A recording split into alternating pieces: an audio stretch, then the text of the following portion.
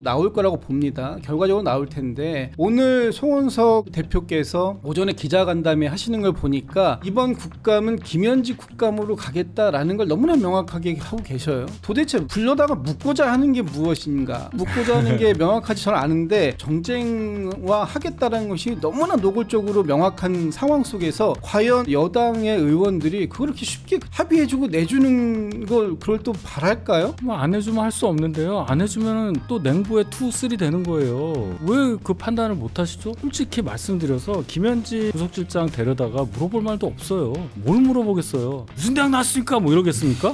김현지가 뭐길래 자꾸 그 생각이 들잖아요. 무조건 나가는데 아예 나가서 공격하세요 이러셔야지. 그래야 우리가 뻘쭘해지죠. 제가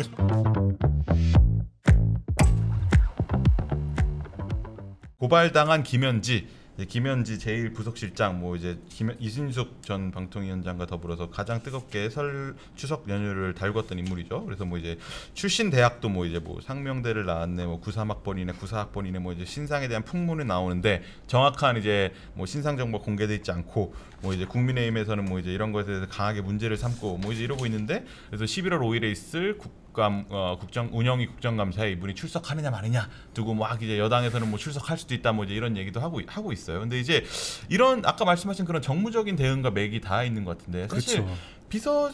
제1부속실장 뭐 총무비서관이었죠. 그렇죠. 총무비서관 하다가 제1부속실장 뭐 수석급도 아니고 뭐 이렇게 국회 그리고 이렇게 정치권 현안을 뜨겁게 달굴 만한 인물인가? 약간 그런 의구심을 국민들께서 가지실 것 같은데 약간 그렇죠. 그런 걸 키우는 느낌이 좀 있는 것 같아요. 그러니까 이게 김현지 실장 본인이 이런 얘기를 한 적이 없다고 그래요. 나는 죽어도 국회 못 나갑니다. 이런 의사표시 한 적이 없다는 거예요. 네. 그냥 민주당 국회의원들이 알아서. 국회 안에서 그 얘기를 한 거예요. 저희들이랑 네. 증인 채택할 때 김현지는 안 된다고. 네. 그러면서 한 얘기가 뭡니까?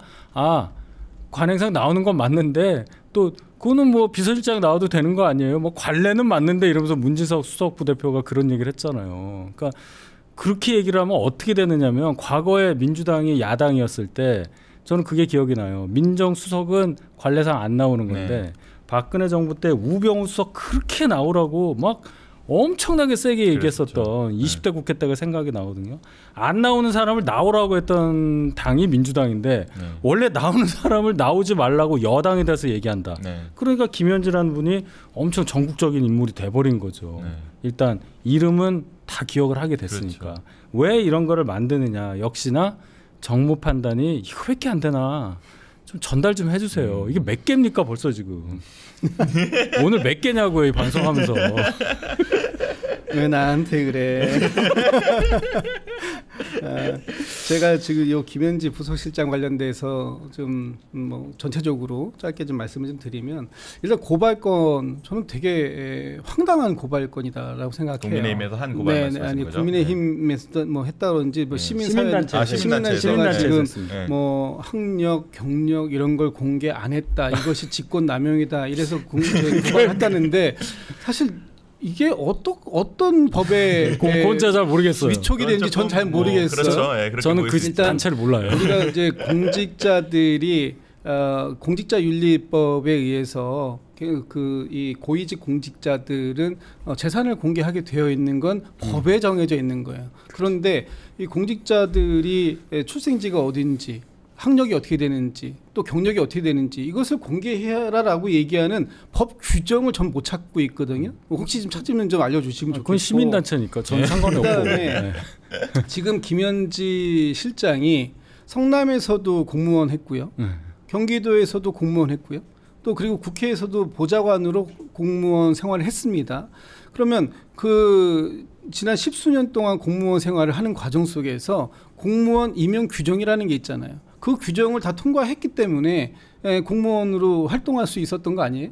그런 정도의 상황들을 깡그리 무시하고 당신이 그동안 어떻게 살아왔는지 우리가 탈탈 좀 한번 보고 싶은데 왜 공개 안 해? 라고 얘기하는 건 너무 과도한 공격이다. 이런 말씀 하나 드리고, 그리고 그 김현지 실장의 이 국감 출석과 관련해서 저는 처음에 이런 문제 나왔을 때 아니 그 대통령실의 1급 공무원이면 당연히 국감의 증인으로 채택이 된다면 나와야 되는 거다라고 누누이 얘기해 왔고 대통령실에서 오늘 우상호 수석 그 이름이 굉장히 많이 거명이 되시는데 우상호 수석도 100% 증인으로 채택되면 나간다. 본인도 그렇게 알고 있다. 이렇게 지금 얘기를 하시는 거잖아요. 저도 그렇게 생각을 하고 나올 거라고 봅니다. 결과적으로 나올 텐데 저는 지금 이 여야가 마지막 증인 그 협의를 할 때 오늘 송원석 그 대표께서 오전에 기자간담회 하시는 걸 보니까 지금 이번 국감은 김현지 국감으로 가겠다라는 걸 너무나 명확하게 하고 계셔요. 그리고 심지어 운영위뿐만 아니라 다른 상임위에서도 증인으로 채택하겠다 이런 식으로 하시고 그래서 도대체 불러다가 묻고자 하는 게 무엇인가 뭐 의혹이다 뭐 이렇게 자꾸 붙이시는데 어떤 걸 묻고자 하는 게 명확하지 저는 아는데 이렇게 이번 국감을 김현지 국감이라고 이름 붙일 정도로 정쟁화하겠다는 것이 너무나 노골적으로 명확한 상황 속에서 과연 여당의 의원들이 그렇게 쉽게 그냥 김현지 그 실장을 합의해주고 내주는 걸 그걸 또 바랄까요? 저기 여당 의원들이 그렇게 하면 안 될 것 같아요. 야당 의원들이 정말 뭔가 명확하지도 않은 상황을 가지고 의혹이라는 걸 가지고 각종 딱지를 붙이고 김현지 실장을 공격하는 것을 통해서 이재명 대통령을 공격하려고 하는 이런 게 눈에 보이는 명약관화한 상황 속에서 과연 이걸 합의해 줄 수 있을까? 오히려 저는 더 그 부분은 회의적으로 갈 수밖에 없는 거 아닌가? 그러니까 저도 이 말씀을 드리고 싶었어요. 이제 뭐 김현지 실장 증인으로 채택하는 거는 민주당이 해줘야지 나올 수 있는 거잖아요. 근데 사실 국회에서 출석 요청하면 나오겠다라고 하지만 사실 민주당이 안 해주면 뭐 안 나오는 거잖아요. 근데 민주당이 해줄 가능성이 있다고 보세요? 뭐 안 해주면 할 수 없는데요. 안 해주면은 또 냉부에 2, 3 되는 거예요. 왜 그 판단을 못 하시죠? 솔직히 말씀드려서 김현지 부속실장 데려다가 물어볼 말도 없어요. 뭘 물어보겠어요? 무슨 대학 나왔습니까? 뭐 이러겠습니까? 학번이 93이에요, 94예요. 뭐 이러겠어요? 지금 그러려고 부르는 거 아니에요? 아 그거 나와서 뭐해요? 저는 93학번인데요. 이러면 뭐 혼납니까? 아니잖아요. 근데 그냥 미리부터 이렇게 얘기를 하는 게 이해가 안 가요. 지금 말씀하신 것도 제 이해가 안 가요. 김현지가 뭐길래 자꾸 그 생각이 들잖아요. 무조건 나가면 나가서 공격하세요 이러셔야지. 그러니까 그래야 우리가 뻘쭘해지죠. 제가 처음에 이제 나가야 된다고 나갈 거라고 나가야죠. 했던 이유들 중에 하나가 뭐냐면 어떤 질문을 받았을 때 아닌데요. 저는 모르겠는데요. 네. 뭐 인사에 관여했나요? 아닙니다. 네. 이러면 끝날 일이에요. 네. 그러시면 돼요. 그렇게 당연히 그럴 수밖에 없는 모르는 걸 모른다고 하는 거니까. 아직 하지도 않았어요, 근데. 모르는 게 아니라. 근데 지금 얘기 나오는 거 보면은 뭐 20여 년 전에 그 성남에서 시민사회 단체 활동할 때 뭐가 어쨌고 뭐 대장동이 어쩌고 여러 가지 모든 의혹을 다 갖다 붙여가지고 그걸 확인하는 그런 자리를 삼겠다고 하시는데. 김현지 실장 청문회 합니까? 거기 무슨 아니 아직 안 했다니까요. 그럴 계획이라고 얘기를 하니까 말씀드리는 거예요. 그렇게 하신다고 한다면 저희 당에는요. 너무나 저희 당에는 최민희, 김현, 무슨 서용교 이런 의원들이 없어요. 그렇게 안 하면 못해요. 할 수 있는 그렇게 막 하지 않아요. 막 증인 모욕 중 이렇게 못해요. 왜 자당의 의원들이 이렇게 전투력이 없다라는 걸 시인하고 그러세요. 그걸 전투력이라고 얘기하면 전투력이라는 단어에 대한 모욕입니다. 그거는 갑질이죠. 저희는 그렇게는 못해요. 그냥 나와서 답하면 됩니다. 그걸 하지도 않은 거를 가지고 미리 이렇게 하면 제가 아까 말씀드린 그 정무적 판단 능력에 의심이 간다 하는 거를 지금 김진욱 대변인께서 증명하시는 것이라 제가 기회를 계속 드리는 거예요. 그리고요. 이런 식으로 자꾸 막고 그러면 안 나올 수 있겠죠? 다음 국감은 어떻게 할 거예요? 중간에 뭐 국정조사하자고 그럴 거예요 아마. 그 시민단체가 한두 개입니까? 막 할 거예요. 왜 안 나오냐? 뭐 이거 가지고 물론 좀 합리성이 떨어지겠지만 고발하고 뭐 이렇게 돼요. 왜 이거를 자꾸 키우냔 말이에요. 저는 이해를 못 하겠어요. 그냥 나오면 되는 거지. 안 그래요? 그래서 한간에는 이분이 성남시 경기도의회 요때 아마 그 지방의회에 출석해서 발언한 적이 있나 봐요. 네. 그거를 본 어느 분이 개혁신당 분이 좀 말을 직설적으로 하더라. 그래서 국회라 하면 아마 다 털어놓고 얘기할 것 같아서 이분을 못 나오게 하려고 한 거 아니냐 이런 얘기까지 나오니까 그냥 차제 본인도 원한다고 하니까 박지원 의원이 그랬잖아요. 통화해봤더니 자기 나온다고 그랬대잖아요. 나오게 민주당에서 그냥 증인 신청 합의해가지고 이분 나오셔서 아 저희도 그럼 뭐 어느 정도 하고 끝날 거예요. 저는 그렇게 보는데요.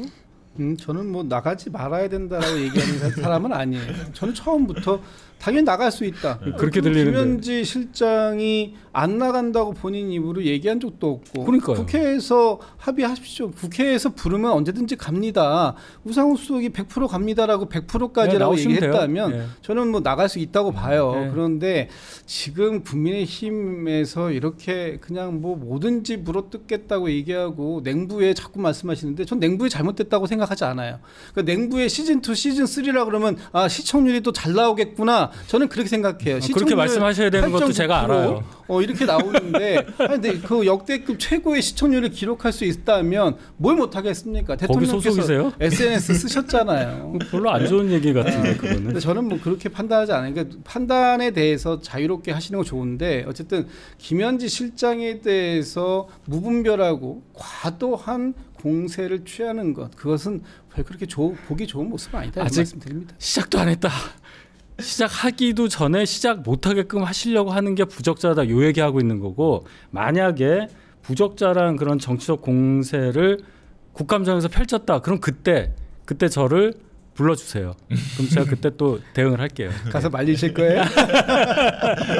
근데 이제 운영위에서 사실 대통령실 국정감사하는 게 하루 하잖아요. 예, 하루입니다. 그것도 시간도 얼마 안 돼 사실. 한 반나절 해요. 그러니까 반나절해요. 근데 거기서 사실 야당 입장에서는 공격할 사람들이 얼마나 많아요. 근데 이제 김현지 실장이라는 한 사람한테 그렇게 많은 시간을 할애할 것 같지도 않거든요. 제 생각도 그래요. 저는 국민의힘 의원님들이 사실 자료 준비도 잘 안 되고 성실 얘기는 빼겠습니다.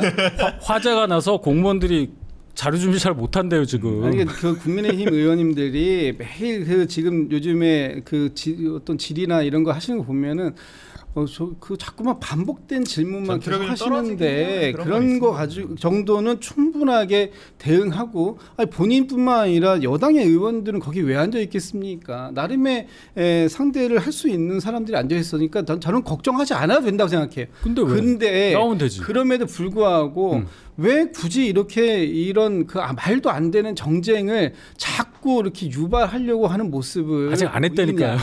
아직 안 했다고 보인다고요. 그래 보인다고. 그래 보이기 때문에 그런 것들이 과연 이 대정부 질문 또 이 국감이라는 어떤 본연의 역할에 충실한 것인가 하는 부분을 돌이켜 보시라 이런 말씀 드리는 겁니다.